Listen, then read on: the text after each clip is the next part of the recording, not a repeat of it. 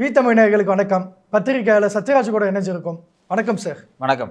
இப்போ டெஸ்லா நிறுவனத்தோட தலைவர் எலன் மாஸ்க் இவிஎம் மிஷினை ஹேக் பண்ண முடியும் அப்படின்னு சொல்லியிருக்காரு சார். அதை பற்றி நீங்கள் என்ன சார் நினைக்கிறீங்க? இது ரொம்ப காலமாக இந்தியாவில் பேசப்பட்ட ஒரு விஷயம். குறிப்பாக பார்த்தீங்க அப்படின்னா பல நாட்களுக்கு முன்னாடியே தொடர்ச்சியாக தமிழ்நாட்டில் மூத்த பத்திரிகையாளர் ஐயநாதன் இவிஎம் மிஷின் எப்படியெல்லாம் ஹேக் பண்ண முடியும், அதே மாதிரி இவிஎம் மிஷின் நடக்கக்கூடிய ஃப்ராடு என்ன அப்படிங்கிறது குறித்து நிறைய தொடர்ச்சியாக பேசியிருக்காரு. ஒரு புத்தகமே எழுதி வெளியிட்டிருக்காரு. இந்த புத்தகத்தில் ஒரு டீட்டெயிலாக சொல்லியிருக்காரு இவிஎம் மிஷினில் இருக்கக்கூடிய சிக்கல்கள் என்ன அப்படின்னு. இன்றைக்கி அதே கருத்தை அமெரிக்காவில் இருக்கக்கூடிய மிகப்பெரிய நிறுவனமான டெஸ்லா, பெரிய நிறுவனம், கார் கம்பெனி, அவங்க தான் இந்த பேட்டரி கார் தயாரிக்கிறதுல அவங்களுடைய சிஇஓ, அவர் தான் ட்விட்டரோட தலைவர். எக்ஸ் தளம் இருக்கு இல்லையா, ட்விட்டரை வாங்கி எக்ஸ் தளமாக மாற்றினது இந்த எலான் மாஸ்க் தான். அவர் அதில் ஒரு கருத்தை பதிவு பண்ணுறாரு அந்த எக்ஸ் தளத்தில், ட்விட்டரில்.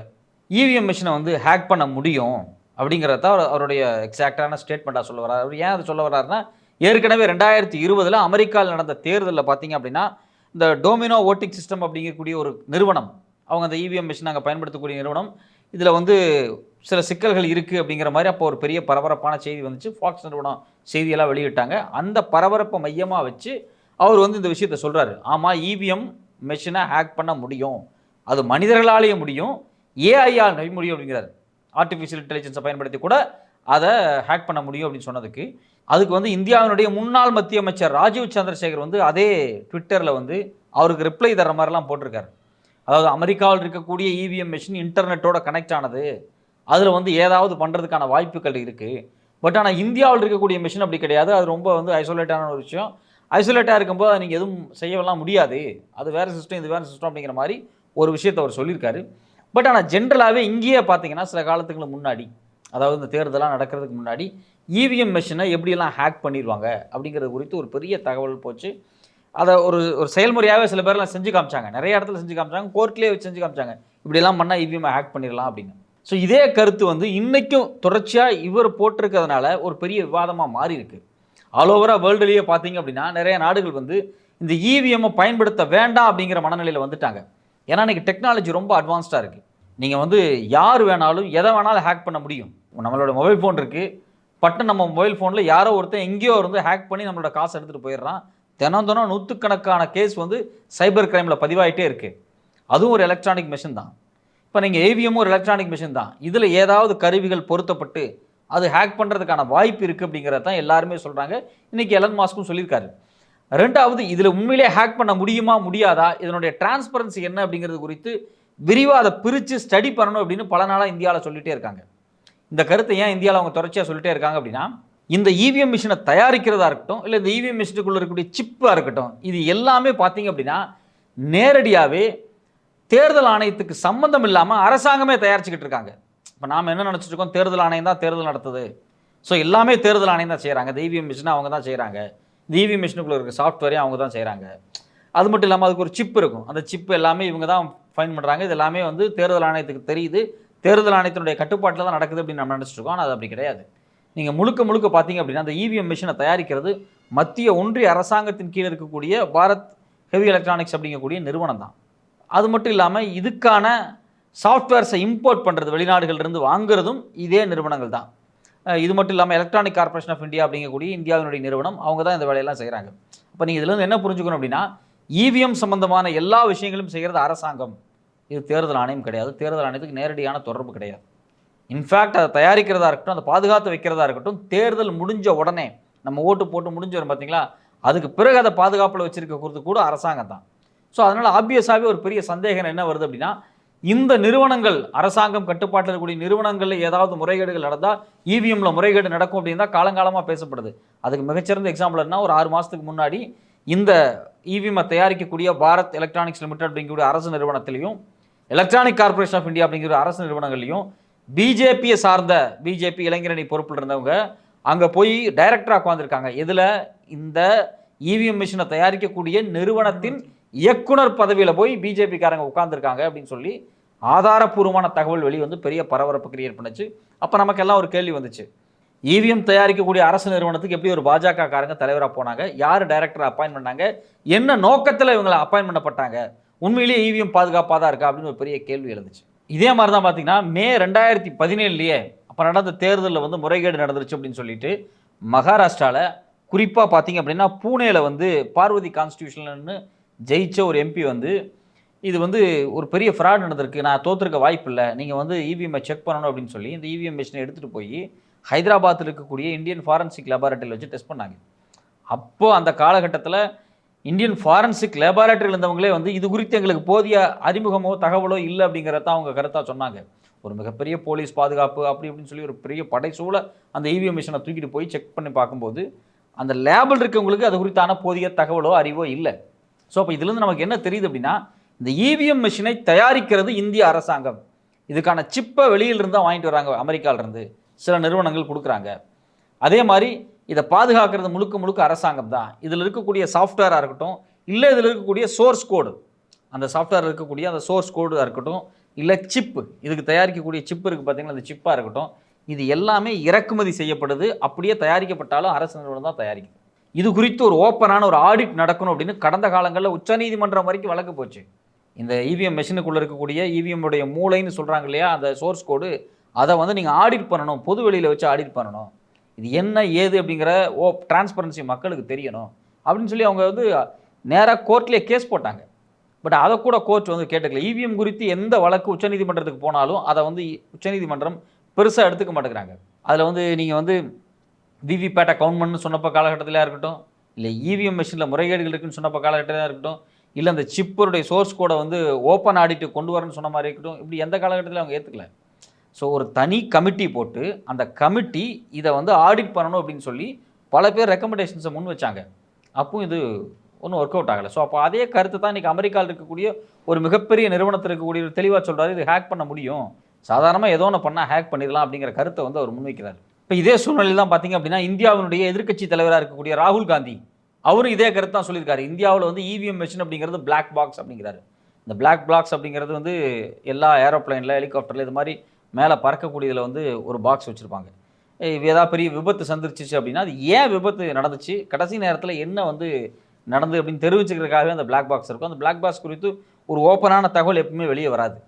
அது எங்கே இருக்குது, எப்படி பொருத்தப்பட்டிருக்கு, பிளாக் பாக்ஸில் இருந்து தான் சில தகவல்கள் வந்து கடைசி நேரத்தில் வெளியெடுக்கப்படும். ஆனால் பிளாக் பாக்ஸ் அப்படிங்கிறது ஒரு ரகசிய பெட்டி அப்படின்னு சொல்லுவாங்க. அதோட கம்பேர் பண்ணி ராகுல் காந்தி நேற்று பேசியிருக்காரு. இவிஎம் மிஷின் எப்படி இயங்குது, அதனுடைய ஃபார்மெட் என்ன, அது உண்மையிலேயே சரியாக தான் இயங்குதா, இது குறித்து நாங்கள் வந்து உச்சநீதிமன்றத்தின் மூலியமாவோ அரசு மூலியமாவோ தேர்தல் ஆணையத்தின் மூலியமாவோ ஏதாவது முயற்சிகள் பண்ணி இதை பற்றி தெரிஞ்சுக்கலான்னு முடிவு பண்ணும்போது இது ஒரு பிளாக் பாக்ஸ் மாடல் தான் இருக்குது, தெரிஞ்சுக்கவே முடியல அப்படிங்கிற கருத்தை அவர் ரொம்ப ஸ்ட்ராங்காக தெரிவிச்சிருக்காரு.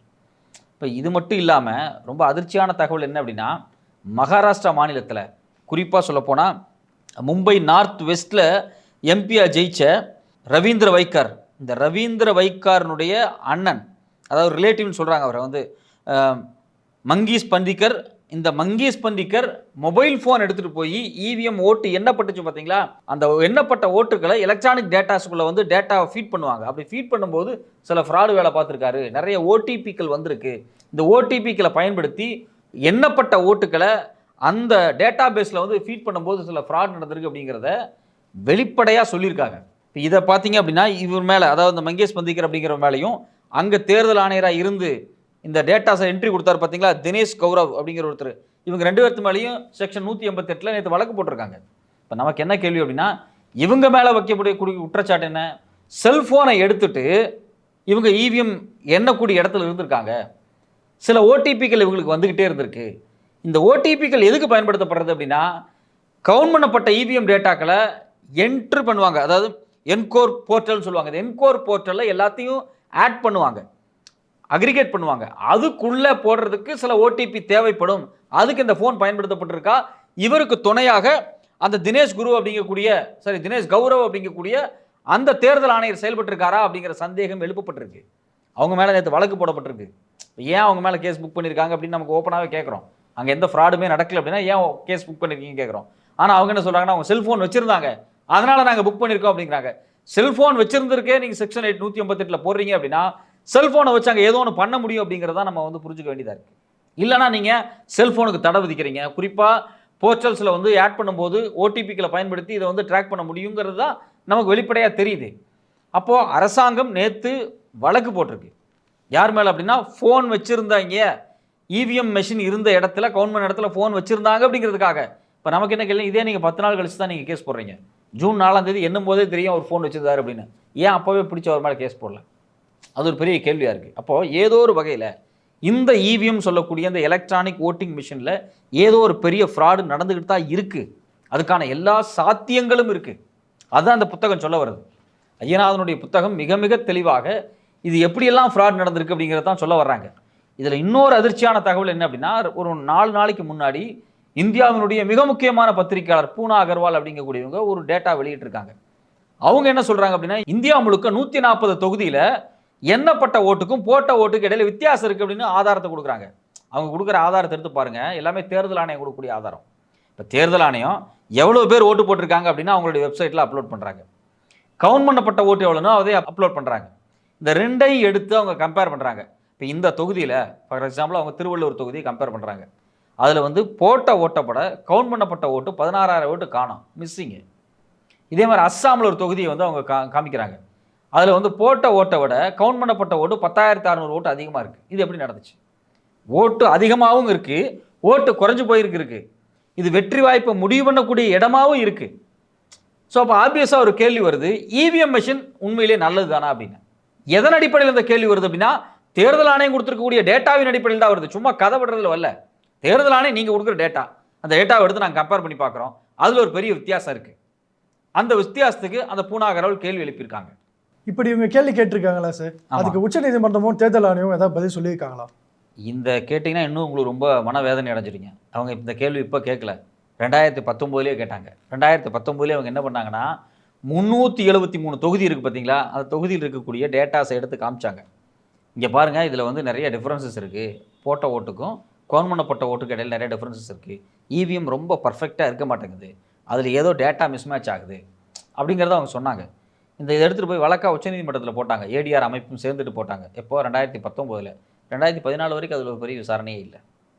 இதில் இன்னும் கொடுமையான விஷயம் என்னென்னா, தேர்தல் ஆணையம் அவங்க டேட்டாவை எடுத்து கம்பேர் பண்ணி இதில் பிரச்சனை இருக்குதுன்னு அவங்க சொன்னாங்க இல்லையா, சொன்ன உடனே அவங்க வெப்சைட்டில் அப்லோட் பண்ணி இந்த டேட்டாவை டெலிட் பண்ணி விட்டாங்க. யார்? தேர்தல் ஆணையம்.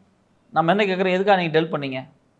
உண்மையிலேயே உங்கள் மேலே தப்பு இல்லை, தேர்தல் ஆணையம் கரெக்டாக தான் நடந்திருக்கு, டேட்டாஸ் எல்லாம் சரியாக தான் நடந்திருக்குன்னா நீங்கள் ஏன் நீங்கள் அப்லோட் பண்ண டேட்டாவை டெலிட் பண்ணீங்க? நமக்கு வரக்கூடிய ஆப்வியஸான ஒரே ஒரு கேள்வி.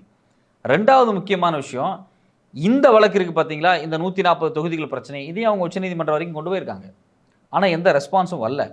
இப்போ தான் பார்த்தீங்கன்னா 2 நாளாக தான், குறிப்பாக எலன் மாஸ்க் பேசுனதுக்கு பிறகு ராகுல் காந்தி பேசுகிறாரு. அடுத்தது பார்த்தீங்கன்னா காங்கிரஸ்லேருந்து ஒவ்வொருத்தராக பேசிகிட்டு இருக்காங்க. மகாராஷ்டிராவில் இருக்கக்கூடிய சிவசேனாவினுடைய தாக்கரே அணி வந்து அவருடைய மகன் ஆதித்ய தாக்கரே நேரடியாக கேட்டிருக்காரு, ஏங்க எங்கள் தொகுதியில் சில ஃப்ராட் நடந்திருக்கு, இவிஎம்ல ஓடிபி வச்சு ஹேக் பண்ணியிருக்காங்க, நீங்கள் சிசிடிவி ஃபுட்டேஜ் வெளியிடுங்க அப்படின்னு கேட்குறாங்க. நாமளும் அதான் நேரடியாக கேட்குறோம், சிசிடிவி விட்டுட்டு போங்க, உங்களுக்கு என்ன பிரச்சனை? இந்த குறிப்பிட்ட எந்த ஏரியா அப்படின்னா மகாராஷ்டிராவினுடைய மும்பை நார்த் வெஸ்ட் பகுதியில் இருக்கக்கூடிய கவுண்டிங் ஸ்டேஷனில் இஷ்யூன்னு சொல்கிறாங்க. அந்த பூத்தில் நீங்கள் சிசிடிவி வெளியிடுங்க, சிசிடிவி வெளியிடுறது உங்களுக்கு என்ன பிரச்சனை? அதையா நீங்கள் மறைக்கிறீங்க? நேரடியாக கேட்குறாங்க. அப்போ நீங்கள் ஒரு பக்கம் பார்த்தீங்க அப்படின்னா தேர்தல் ஆணையத்துக்கு கேட்டால் இல்லை அப்படியெல்லாம் ஒன்றும் இல்லை, எந்த ஃப்ராட் நடக்கலை, அவங்க ஃபோன் தான் வச்சுருந்தாங்க, அவங்க ஃபோன் வச்சுருந்து தான் சந்தேகமாக இருக்குது, அவங்களுக்கு ஓடிபி வந்திருக்குன்னு குற்றம் சொல்கிறாங்க. அது இல்லை, நீங்கள் நிரூபிக்க வேண்டியது உங்களுடைய கடமை. அதுக்கு நீங்கள் சிசிடிவி ஃபுட்டேஜை வெளியிடுங்க, டேட்டாஸை வந்து கரெக்டாக கொடுங்க. இல்லையா திருப்பி ஒரு தடவை என்னங்க உட்காந்து என்ன குறைஞ்சி போச்சு? இப்போ இந்தியா ஒரு ஜனநாயக நாடு, தேர்தல்லாம் எல்லாத்துக்குமான அடிப்படை. தேர்தலில் ஃப்ராட் நடக்குதுன்னு மக்கள் நினச்சாங்க அப்படின்னா அதுக்கப்புறம் இந்தியா ஜனநாயகமே கேள்விக்குள்ளாக்கப்பட்டுருச்சு. கேள்வி எழுப்பிட்டாங்க, நீங்கள் திருப்பி கவுண்ட் பண்ணி காமிங்கன்னு தான் நம்ம சொல்கிறோம். நீங்கள் சொன்னீங்க, கேட்டிங்க பார்த்தீங்களா கேள்வி, உச்சநீதிமன்றம் ஏதாவது நடவடிக்கை எடுத்தாங்களா, தேர்தல் ஆணையம் ஏதாவது நடவடிக்கை எடுத்தாங்களான்னு. தேர்தல் ஆணையத்திட்ட நம்ம கேள்வி கேட்குறோம், அவங்க பதில் சொல்ல மாட்டேங்கிறாங்க. உச்சநீதிமன்றத்துக்கு போகிறாங்க. உச்சநீதிமன்றத்தில் ஏற்கனவே என்ன சொன்னாங்க அப்படின்னா, தேர்தல் நடந்துக்கிட்டு இருக்கும்போதே இவங்க டேட்டாஸை வெளியிடலை. முதல்ல வந்து ஃபஸ்ட்டு 2 ஃபேஸ் தேர்தல் நடந்து முடிஞ்ச உடனே ஓட்டெடுப்பை வெளியிடுங்க, எவ்வளோ ஆண்கள் ஓட்டு போட்டிருக்காங்க, எவ்வளோ பெண்கள் ஓட்டு போட்டிருக்காங்க, எத்தனை சதவீதம் வந்திருக்கு, எந்தெந்த கான்ஸ்டியூன்சியில் எவ்வளோ நடந்திருக்கு. நீங்கள் தான் 7 கட்டமாக தேர்தல் நடத்துறீங்களே, நீங்கள் நான் ஒரே கட்டமாக 543 நடத்துனீங்க, 7 கட்டமாக நடத்துனீங்க, விடுங்க. 100 தொகுதியில் நடத்துறீங்களா, கடைசியில் 50 தொகுதியில் நடத்துனீங்களா? ஸோ 100க்குள்ளே தான் நீங்கள் நடத்துறீங்க, டேட்டாஸ் வெளியிடுங்கன்னு கேட்டாங்க. நீங்கள் எப்போ வெளியிட்டீங்க? 10 நாள் கழிச்சு வெளியிட்டீங்க. அப்படி டேட்டா கேட்டாச்சா? இல்லை. டேட்டா வெளியிட்ட 24 மணி நேரத்தில் 60% காமிச்சது, 11 நாள் கழிச்சு 66% காமிச்சது. நீங்கள் என்ன சொன்னீங்க, 1,07,00,000 வாக்கு எப்படி அதிகமாச்சுன்னு கேட்டதுக்கு பதில் சொல்ல. இதை எடுத்துட்டு நேராக உச்சநீதிமன்றத்துக்கு போனாங்க எதிர்க்கட்சியும் பத்திரிகையாளர்களும்.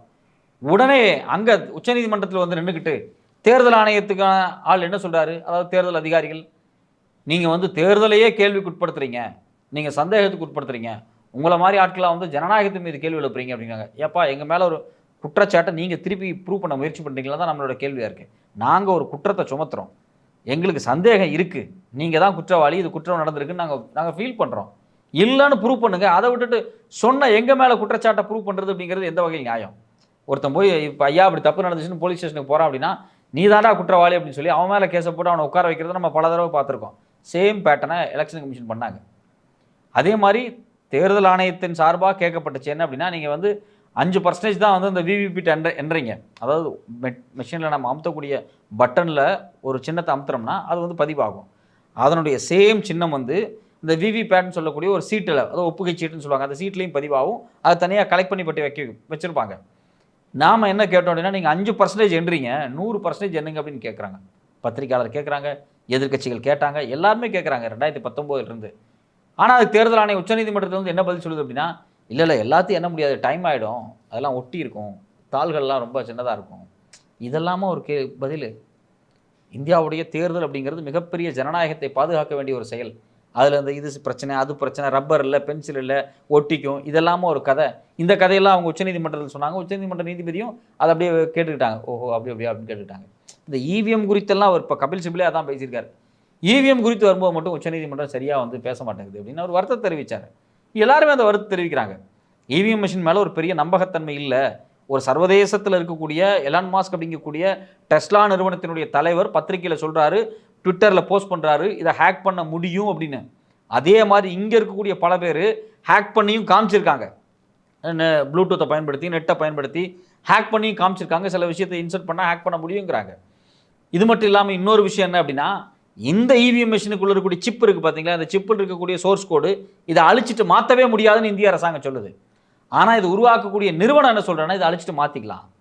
அப்போ நமக்கு ஆப்வியஸாக ஒரு கேள்வி வருதில்ல, ஒரு நிறுவனம் ஒன்று சொல்லுது, தேர்தல் ஆணையம் ஒன்று சொல்லுது, அரசாங்கம் வேற ஒன்று கதை சொல்லுது. இப்போ இது எல்லாமே ஒரு பெரிய ஒரு நம்பகம் இல்லாத ஒரு தன்மையை உருவாக்குது. இப்போ இதைத்தான் வந்து ராகுல் காந்தி என்ன சொல்கிறார் அப்படின்னா, நீங்கள் வந்து தேர்தலின் மீது நம்பகத்தன்மை போயிடுச்சு அப்படின்னா ஜனநாயகத்தின் மீது நம்பகத்தன்மை போயிடும் அப்படிங்கிறது அவர் சொல்ல வர்றார். நியாயமான ஒரு கருத்து. அப்போ இந்த நேரத்தில் உச்சநீதிமன்றம் நேரடியாக அந்த விஷயத்தில் தலையிடணும். எலான் மாஸ்க் ஒரு கருத்து சொல்லியிருக்காரு, ராகுல் காந்தி கருத்து சொல்லியிருக்காங்க, நீங்கள் வந்து தேசியவாத காங்கிரஸினுடைய தலைவர் வந்து கருத்து சொல்கிறாரு, அதுவும் இல்லாமல் சிவசேனா தலைவர் கருத்து சொல்கிறாங்க, இந்திய தமிழ்நாட்டில் இருக்கக்கூடிய அரசியல் கட்சிகள் வந்து கருத்து சொல்கிறாங்க. இப்படி தொடர்ச்சியாக வந்து எல்லாருமே கருத்து சொல்லிட்டு இருக்காங்க. இவிஎம் மேலே ஒரு பெரிய சந்தேகத்தை எழுப்புறாங்க.